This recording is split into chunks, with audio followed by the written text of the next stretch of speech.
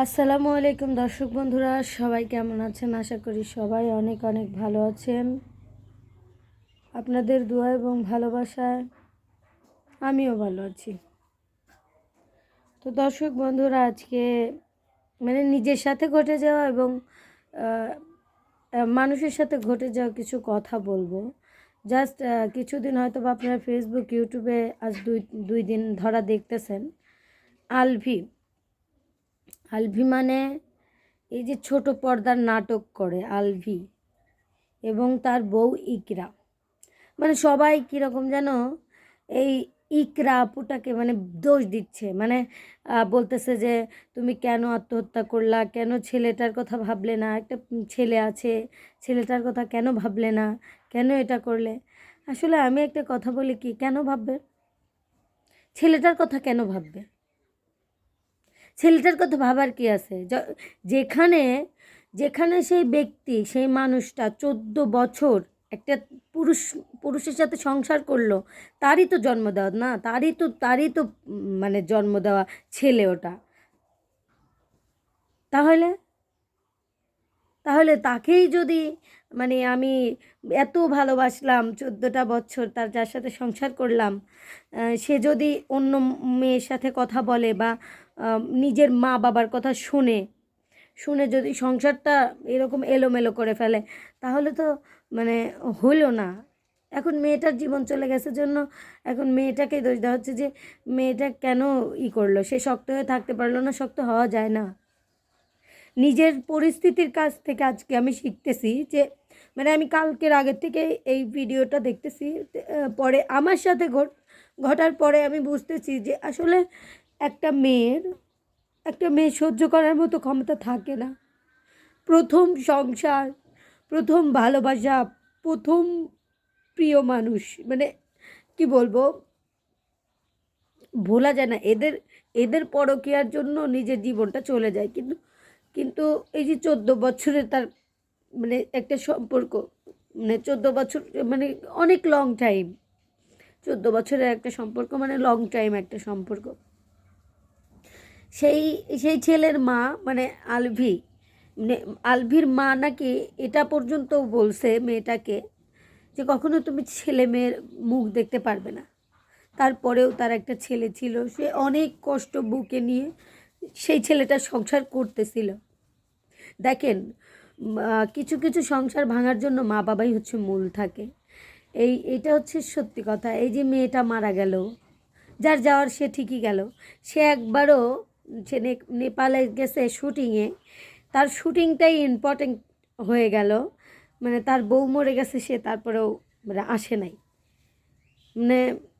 কি বলবো, এই যে এই যে বিশেষ করে যে মেয়েটা, যে তিথি, এই যে মেয়েটার সাথে পরকীয়া ছেলেটার, এর জন্যই পুরো মেয়েটা হচ্ছে মেন্টালি টর্চার হয়ে মেয়েটা মারা গেছে। তাছাড়া মেয়েটা কি বলবো, মেয়েটা তো কতটা বুকে ওর কষ্ট ছিল, তাহলে আমি নিজে বুঝতেছি। জাস্ট আমি আপনাদের এই কথাগুলো কিসের জন্য বলতেছি, আসলে আমি যখন তাকে শান্তকে বিয়ে করেছিলাম, আমি বুঝতে পারি নাই যে পুরুষ মানুষ চেঞ্জ হয়। চেঞ্জ, আমি তাকে যে কথাগুলো বলে বিয়ে করছিলাম সেই কথাগুলো তার মনে নাই। সেগুলো নাকি বলতেই পারে মানুষ। তাহলে এই যে সম্পর্কটা ভেঙে যায়, ডিভোর্স হয়, এটা হয় সেটা হয়। শোনেন একটা কথা, কি একটা মেয়ে সব সময় চায় যে আমার সংসারটা থাক।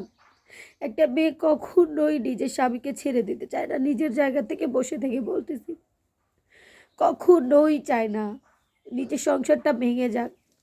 আর আপনারা সবাই জানেন যে আমার ফ্যামিলিটা আমার দেখতে হয়। এটা যে যখন আমাকে একজন জেনে শুনে যখন বিয়ে করবে, তখন তার এটা মেনে নিতে হবে, কারণ সে আমাকে জেনে শুনে বিয়ে করছে। এখন বিষয়টা হচ্ছে একটা সময় আমাদের যেহেতু ছেলে পেলে হয় নাই, ধরেন আমাদের বিষয়টা আলাদা। একটা সময় গিয়ে সেও ঠিক হয়ে যাবে, আমিও ঠিক হয়ে যাব। কিন্তু দেখেন, ওই যে একটা কলঙ্ক, ছেলেদের কিন্তু কলঙ্ক হয় না জানেন, ছেলেদের কলঙ্ক লাগে না, দাগ লাগে না, মেয়েদের দাগ লাগে। অনেকেই আমাকে বলে গান করো, গান করে 3-4টা বিয়ে হতেই পারে, অস্বাভাবিকের কিচ্ছু না। কিন্তু সেই আমি মনে করি কি জানেন, যদি জীবনে কখনো এরকম পরিস্থিতি হয়, আলাদা হয়েই যেতে হয়, বিয়ে না করে কি থাকতে পারবো না? যখন দেখবো ওই মানুষটা, ওই পাশের মানুষটা, ওই দিকের মানুষটা বিয়ে করেই ফেলছে আমাকে ছাড়া, তখন একটা উদ্যোগ নেওয়াই যায়। তখন তো সে যদি আমাকে ছাড়া থাকতে পারে, আমি কেন থাকতে পারবো না, এটাও ভাবতে হবে। এই যে দেখেন, মেয়েটা আত্মহত্যা করছে আজ 2-3 দিন, যার যাওয়ার সে চলে গেল, তাই না? এই যে তাকে 10 বছরের জেল দিবে, নইলে 20 বছরের জেল দিবে, তারপরে সে আবার বের হয়ে আবার পরকীয়া করবে। এদেরকে কি করা উচিত জানেন?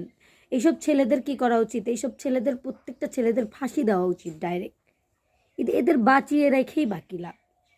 এরা নিজের বউ বাচ্চার থেকে, ফ্যামিলি, যদি ফ্যামিলি এতই প্রিয় হবে, তাহলে বিয়ে করা উচিত হয় না। এগুলো জানাশোনার পরে, এগুলা করার পরে একটা মানুষের মানে জেনে শুনে, আসলে আপনারা অনেক দেখছেন যে আসলে আমি যে আমি যার সংসার, মানে শান্তর সংসারটা যে আমি করি, মানে ও কিন্তু এ পর্যন্ত আমাকে একটা সুতাও দেয় নাই। এটা হচ্ছে মূল কথা, সুতাও দেয় নাই। তারপরেও আমি এতটাই মানে কি বলবো, এতটাই ধৈর্য ধরছি যে সংসারটা আমার বেঁচে থাক, আমি সংসারটা বাঁচায় রাখি। আমার সংসারটা মানে আমি চাই, আমি একজনকে বিয়ে করছি ভালোবেসে, একজনের সাথে সংসার করি।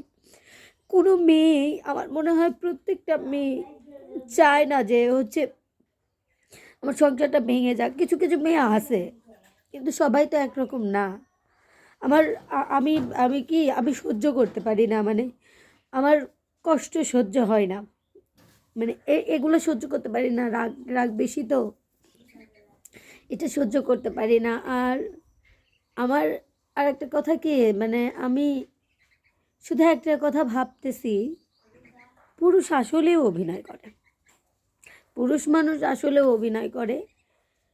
দেখেন, একটা সময় যখন হয়, আমরা কিন্তু ঠিক হয়ে যাই, মানে এই যে কষ্টগুলো হয় আমাদের ভিতরে, এই যে কষ্টগুলো আমার ভিতরে আছে, এগুলো এগুলো যখন হয় আমাদের ভিতরে, তখন কিন্তু আমরা কিন্তু মানে কি বলবো, আমরা বুঝতে পারি না কি করব।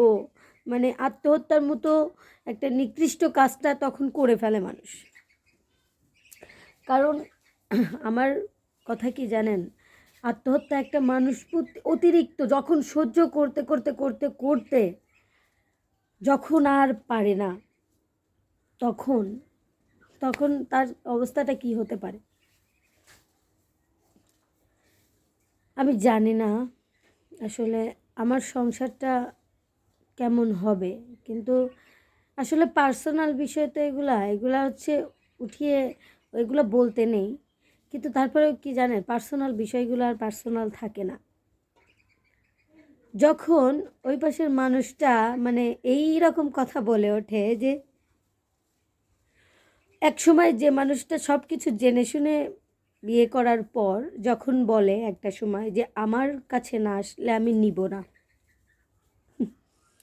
কথাটা খুব হাস্যকর, তাই না? মানে আহ, যদি তার জেদটা এতই হয়, সমস্যা নাই, এক পাশের মানুষের মানে জেদ কম থাকতে হয়, এক পাশের মানুষের জেদ একটু বেশিই থাকতে হয়। আর আমাদের সম্পর্কটার ভিতরে আমি একটু বেশি রাগী।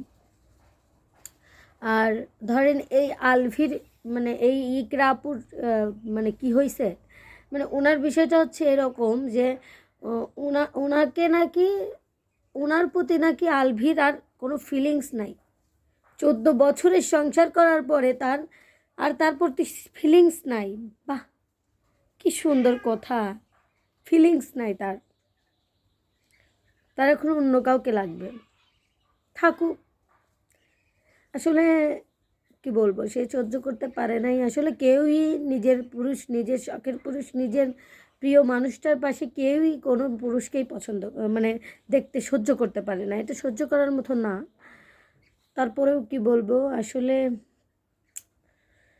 আমি অতিরিক্ত দুঃখে পড়ে কথাগুলো বললাম যে আসলে এই মেয়েটার, আপনারা একটু সবাই যারা জানেন না তারা আলভির বিষয়টা দিয়ে সার্চ করলে আপনারা দেখতে পাবেন। আসলে কি বলবো, আমার খুবই রোজা আছি তো, কান্নাকাটি করলে রোজা হালকা হয়ে যাবে। থাক, আর কিছু না বলি। সবাই আমার জন্য দোয়া করবেন, আমি যেন শক্ত হতে পারি, ওই রকম ওই মেয়েটার মতো যেন নরম হয়ে, ওই মেয়েটার মতো অতিরিক্ত সহ্য না করতে পেরে যেন ওই পথটা না বেছে নেয়। ওই পথটা যদি বেছে নেয়, প্রত্যেকটা মেয়ের কাছে, প্রত্যেকটা মেয়েরই এটা আমার মনে হয়, আল্লাহ যেন প্রত্যেকটা মেয়েরই এরকম কোনো সময় না দেয় যে অতিরিক্ত সহ্য না করে সে আত্মহত্যার পথটা বেছে নেয়।